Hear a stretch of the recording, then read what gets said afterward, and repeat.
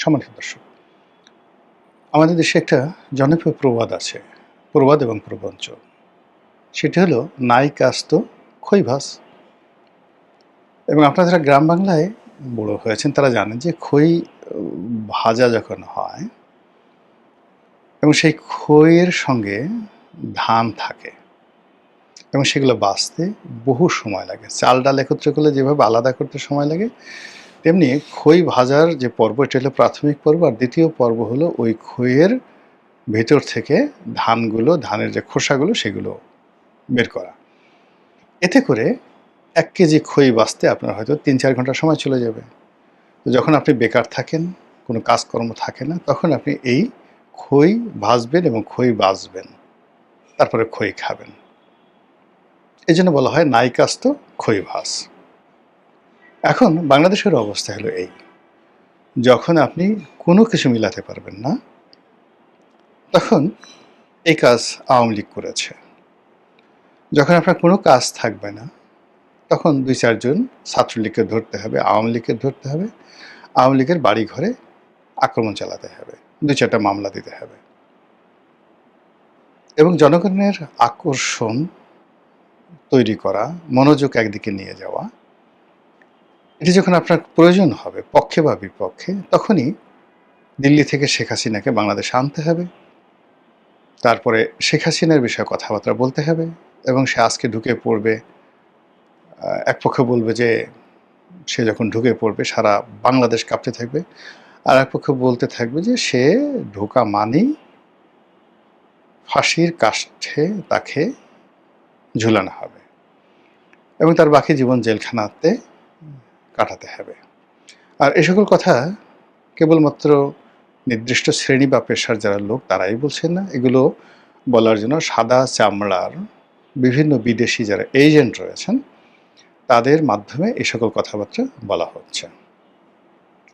ফলে কি হলো, ঘুরে ফিরে রাজনীতিতে আমাদের ইচ্ছা থাকা না সত্ত্বেও বারবার শুধু আওয়ামী লীগের নাম চলে আসছে, বারবার শেখ হাসিনার নাম চলে আসছে। এবং মানুষজন যখনই আপনি শেখ হাসিনা আসবে বা আওয়ামী লীগ নিয়ে আপনি যে কোনো কথা বলেন, ইতিবাচক বলেন, নেতিবাচক বলেন, মানুষের যে অ্যাটেনশন আপনার দিকে চলে যায়।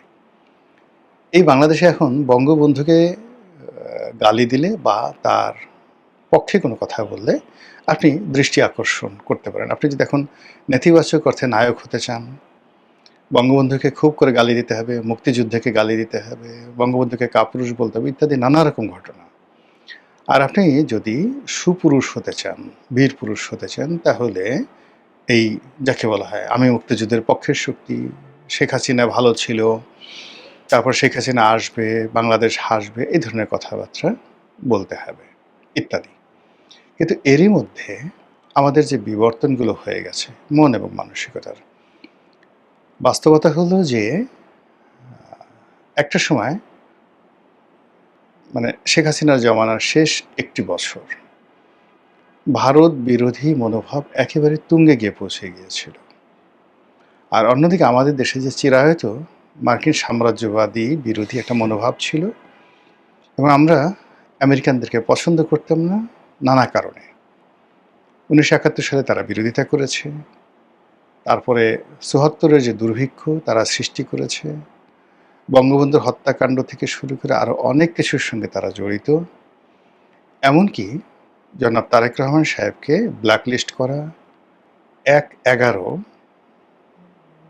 ঘটিয়ে ১-১১ ঘটিয়ে বিএনপিকে ক্ষমতাচ্যুত করা, এটাও মার্কিন প্ল্যানে হয়েছে। এবং পরবর্তীতে যখন এই ১-১১ যারা কুশীলব তারা বিপদে পড়েছে, তাদের সবাইকে আমেরিকা আবার তাদের নিজ দেশে আশ্রয় দিয়েছে। মঈনুদ্দিন, ফখরুদ্দিন থেকে শুরু করে ১-১১ যে বিশাল বিশাল কুশীলব তাদেরকে আমেরিকা আশ্রয় দিয়েছে। আর বাকি ছোট ছোট যারা কুশীলব তাদেরকে ২০০৯ সনে আওয়ামী লীগের উপর ছেড়ে দিয়েছে, আওয়ামী লীগের জিম্মায় দিয়েছে। আওয়ামী লীগ তাদের কাউকে চাকরি দিয়েছে, কাউকে নমিনেশন দিয়ে এমপি বানিয়েছেন, কাউকে কাউকে সামাজিকভাবে, রাজনৈতিকভাবে, অর্থনৈতিকভাবে নিরাপত্তা প্রদান করেছেন ১-১১-এর কুশীলবদেরকে। এবং এটা সবই হয়েছে আমেরিকা দেন ভাইয়া দিল্লির মাধ্যমে। তো সেই দিক থেকে আমাদের এই দেশে একটা প্রবল ভারত বিরোধী মনোভাব ছিল এবং আমেরিকা বিরোধী মনোভাব ছিল। কিন্তু শেখ হাসিনার জমানার শেষ একটা বছরে যেকোনো কারণে হোক না কেন মানুষের মন আমেরিকার দিকে ঝুঁকে যায় এবং বিএনপি, জামাত, অন্যান্য এমনকি বামপন্থী যারা লোকজন আছে তারাও আমেরিকার Joe Biden, Peter D Haas এদের ভক্ত হয়ে পড়ে এবং আওয়ামী লীগের প্রতি মানুষের যে বিরক্তি এমন একটা পর্যায়ে পৌঁছে গিয়েছিল, সবাই চাচ্ছিল যে পিটার হাস বাংলাদেশের প্রধানমন্ত্রী হন, প্রেসিডেন্ট হন, জনগণ ভোট দেবে। পিটার হাসের জনপ্রিয়তা এমন একটা পর্যায়ে চলে গিয়েছিল। কিন্তু সেই পিটার হাস, ডোনাল্ড লু, এমনকি আমরা বহু মানুষ ডোনাল্ড লুকে শান্তির অবতার মনে করতাম যে সে কেন আসে না। আমরা অনেকেই চিন্তা করতাম যে আমেরিকা এত দেশে এত বোমা মারে, এত সৈন্য পাঠায়, তারা কি সৈন্য পাঠিয়ে সেই শেখ হাসিনার যে পেটোয়া বাহিনী তাদেরকে দমন করতে পারে না? এরকমভাবে আমরা সেই আমেরিকার শক্তিটাকে ওয়েলকাম করতাম এবং তাদেরকে আবাবিল পাখি মনে করতাম। যা হোক, সেই আমেরিকার যে তুমুল জনপ্রিয়তা, পিটার হাসের জনপ্রিয়তা সব উইদিন ৪-৫ মাসের মধ্যে বুমেরাং হয়ে যায় ইনুস জমানাতে। এবং যখন মার্কিন ডিপ স্টেট পলিসির কথা জানাজানি হয়, প্রথম থেকে মানুষ গা করেনি। কিন্তু যেভাবে আমেরিকার আধিপত্য বাড়তে থাকে, যেভাবে আইন শৃঙ্খলার অবনতি হতে থাকে, যেভাবে মব কালচার বাড়তে থাকে এবং যেভাবে যারা জুলাই আগস্ট বিপ্লবের সমন্বয়ক, সেই সমন্বয়ক পরিচয়ে চাঁদাবাজি, রাহাজানি থেকে শুরু করে মানে এমন কোনো অপকর্ম নয়, বেয়াদবি পুরো সমাজটাকে তারা উল্টে দেয়, পাল্টে দেয়। অশ্লীল ভাষায় কথা বলে, গালাগালি করে, যেখানে সেখানে মব করে, মানুষের জীবনে রীতিমতো জাহান্নাম তারা ডেকে নিয়ে আসে। তখন সবাই প্রথমে বলে যেই লাউ সেই কদু। আগে যা ছিলাম তাই তো হচ্ছে, এই ছাত্রলীগ, এই সমন্বয়। আর কদিন পরে দেখা গেল যে না, এদের তুলনায় ছাত্রলীগ ভালো ছিল, এদের তুলনায় যুবলীগ ভালো ছিল এবং ইউনূসের তুলনায় শেখ হাসিনা ভালো ছিল। ফলে সবাই বলতে শুরু করে আগেই আমরা ভালো ছিলাম। জাস্ট আফটার 3-4 মান্থ এবং ধীরে ধীরে ধীরে ধীরে সেই আমেরিকার বিরুদ্ধে মানুষের জনমত আবার সে আগের মতো হতে থাকে এবং পিটার ডি হাস রাতারাতি, ডোনাল্ড লু, পিটার ডি হাস রাতারাতি ভিলেনে রূপান্তরিত হন। তো এই যে তারা ভিলেনে রূপান্তরিত হলেন এবং সেই রূপান্তরিত হতে হতে আমেরিকা বুঝলেন যে তাদের হাতে সময় বেশি নাই, ক্ষমতা খুব দ্রুত পরিবর্তন করতে হবে, হতে হবে, অথবা যদি আমরা এটা নিজেরা নেগোসিয়েশন না করি তাহলে শেখ হাসিনার বিরুদ্ধে যেভাবে একটা গণ অভ্যুত্থান হয়েছে, ইউনূসের বিরুদ্ধে তার সাথে আরও বড় ম্যাসিভ গণ অভ্যুত্থান হবে। তার আগেই তারা একটা নির্বাচন অনুষ্ঠান করে ফেলে, বিএনপির হাতে ক্ষমতা চলে যায় এবং ইউনূস এবং জামাত এবং অন্যান্য এনসিপি তাদেরকে একটা সেফ এক্সিট আমেরিকার পক্ষ থেকে দেয়া হয়। এইভাবে আমরা আসলে শুনে আসছি। গল্প হতে পারে, মিথ্যা হতে পারে, সত্য হতে পারে, but that is the fact. তো এরকম যখন অবস্থা হয় তখন ওই যে আমেরিকার বিরুদ্ধে যে ক্ষোভ, এনসিপি বিরুদ্ধের যে ক্ষোভ, জামাতের বিরুদ্ধে যে ক্ষোভ, এটা বাড়তে থাকে। আর যখন একদিকে ক্ষোভ বাড়তে থাকে তখন অন্যদিকে মানে অপোজিট, যেমন ভারত, আওয়ামী লীগ, ছাত্রলীগ সঙ্গতি কারণে ওইদিকে ক্ষোভ কমতে থাকে। মানে তারা যে অন্যায় করেছে, ভুল করেছে, ভ্রান্তি করেছে, জুলুম করেছে, অত্যাচার করেছে, এগুলোকে কেউ অস্বীকার করছে না।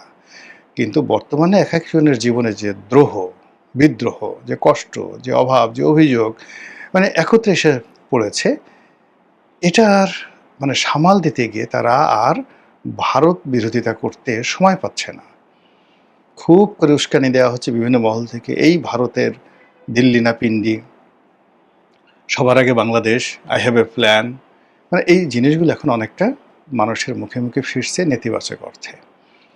এখন নরেন্দ্র মোদী, দিল্লি, অমিত শাহ বা সীমান্তে যে পুশিন হচ্ছে, এগুলো নিয়ে সীমান্ত উত্তেজনা আছে, কিন্তু বাংলাদেশের মানুষ তারা বলছে ভাত দাও, কর্ম দাও, ব্যবসা দাও, বাণিজ্য দাও, ইত্যাদি ইত্যাদি। ভাত দে হারামজাদা, নচেৎ মানচিত্র খেয়ে ফেলব।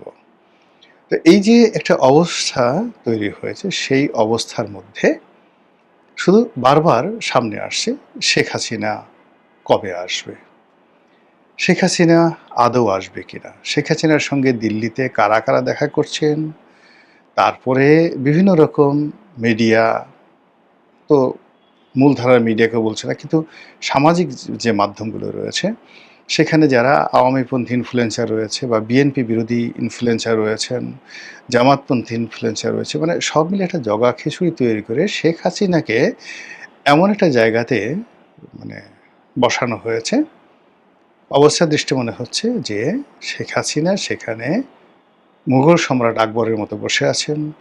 নরেন্দ্র মোদী, ভ্লাদিমির পুতিন, আমেরিকার প্রেসিডেন্ট ডোনাল্ড ট্রাম্প নিয়মিত সেখানে তাদের প্রতিনিধি পাঠাচ্ছেন এবং শেখ হাসিনাকে বাংলাদেশে পাঠানোর জন্য, বরণ করে নেওয়ার জন্য তারা সর্বাত্মক প্রস্তুতি নিচ্ছেন। এবং শেখ হাসিনা যেদিন আসবে, মানে এরকম একটা আওয়ামী লীগের লোকজন প্রচার করছে, সেই দিন ভারতের জঙ্গি বিমানগুলো, আমেরিকার জঙ্গি বিমানগুলো, এমনকি রাশিয়ার জঙ্গি বিমানগুলো একত্রে শেখ হাসিনার যে প্লেনে তিনি আসবেন সেই প্লেন গার্ড দিয়ে বাংলাদেশে নিয়ে আসা হবে। এইরকম একটি অবস্থা তৈরি হয়েছে। আর যখন এরকম একটা ঘটনা ঘটে, শেখ হাসিনাও তো খুব ছোট খেলোয়াড় নন, অনেক পাকা খেলোয়াড়, বহু ঘাটে পানি খেয়েছেন, বহু মানুষকে নাস্তে নাবুদ করেছেন, জীবনে বহু উত্থান পতন দেখেছেন। কাজেই এরকম একটা যে পরিবেশ তৈরি হয়েছে, সেই পরিবেশটিকে ১৬ আনা নিজের পক্ষে ব্যবহার করার জন্য যত কৌশল রয়েছে, যত শক্তি প্রয়োগ রয়েছে, যত সম্পদ বিনিয়োগ রয়েছে, সব জিনিসগুলো তারা মানে আওয়ামী লীগ এবং শেখ হাসিনা নিজে যুগপৎভাবে তারা করছে। ভারত তাদের শতভাগ ওকে আছে। ইংল্যান্ডে তারা একাধিক লবিস্ট ফার্ম তারা নিয়োগ করেছে। আমেরিকাতে তারা একাধিক লবিস্ট ফার্ম নিয়োগ করেছে এবং নেতাকর্মীদেরকে চাঙ্গা রাখার জন্য একের পর এক যে ন্যারেটিভ সে তৈরি করছে, সেই ন্যারেটিভের ফলে কি হচ্ছে যে শেখ হাসিনার দেশে আসাটা এখন মানুষের মুখে মুখে ফিরছে, প্রতিটি মানুষের মুখে মুখে ফিরছে। এই কবে আসবে, আসলে কি হবে, আসলে আমরা কি করব, শেখ হাসিনা কীভাবে আসবে, এয়ারপোর্টে আসবে নাকি যাকে বলা হয় সীমান্তে দিয়ে ঢুকবে, সে কি এসে সরাসরি জেলখানাতে ঢুকবে নাকি সরাসরি সুধাসদনে যাবে নাকি সরাসরি যমুনাতে গিয়ে পড়বে, এরকম নানা রকম আবল তাবল কথাবার্তা বলা হচ্ছে। পক্ষের লোক মানে তারা বলার চেষ্টা করছে সে আসলে সব কিছু কাঁপতে থাকবে, সে আসলে তছনছ হয়ে যাবে। আর সরকারে যারা লোকজন আছে তারা একটা যারা অতি জ্ঞানী তারা চুপ হয়ে বসে আছে, দেখি কি হয়, বেশি কথা না বলাই ভালো। আরেকটি গ্রুপ তারা বলার চেষ্টা করছে যে আরে আসুক, আমরা কি তখন তাকে ফুলের মালা নিয়ে তাকে বরণ করার জন্য বসে থাকবো নাকি, আসলে দেখা যাবে, তখন দেখা যাবে। আরেকটা গ্রুপ বলার চেষ্টা করছে পূবের সাথে পশ্চিমে বসে গেলেও সে আসতে পারবে না, এবং এই জন্য নানা রকম তথ্য এবং উপাত্ত হাজির করা হচ্ছে। এরই মধ্যে দল হিসেবে আওয়ামী লীগকে নিষিদ্ধ করা, আদালতের আদেশে নিষিদ্ধ করা, আবার দল হিসেবে এটাকে সিদ্ধ করা, অর্থাৎ যে আইন করা হয়েছে পার্লামেন্টে সেই আইনকে আবার রহিত করা, এই বিষয়গুলো নিয়ে কিন্তু খুব আলোচনা হচ্ছে।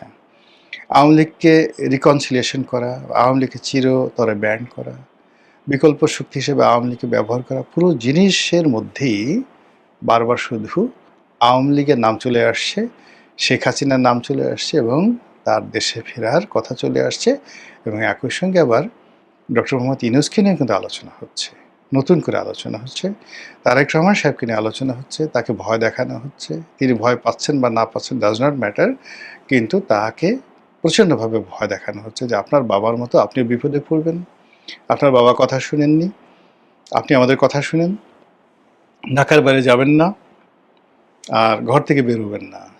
একবার যদি তাকে ভয় দেখানো যায় এবং ঘরের মধ্যে আবদ্ধ রাখা যায়, তাহলে বিএনপিকে আচ্ছা মতো কাট্টুস করে বিএনপির যারা প্রতিপক্ষ তারা একেবারে ক্ষমতার দ্বার প্রান্তে চলে যেতে পারে, এবং 5 বছর তো দূরের কথা, 5 মাসও হয়তো তাদেরকে অপেক্ষা করতে হবে না যদি তারা বিএনপিকে ভয় দেখাতে পারে। এবং সেই কাজগুলো জলে স্থলে অন্তরিক্ষে প্রতিটি পক্ষ করে যাচ্ছে। তার বিপরীতে বিএনপি কী করছে বা কী করবে সেটি এখন দেখার বিষয়। মহান আল্লাহ আমাদের সবাইকে হেদায়েত দান করুন এবং হেফাজত করুন।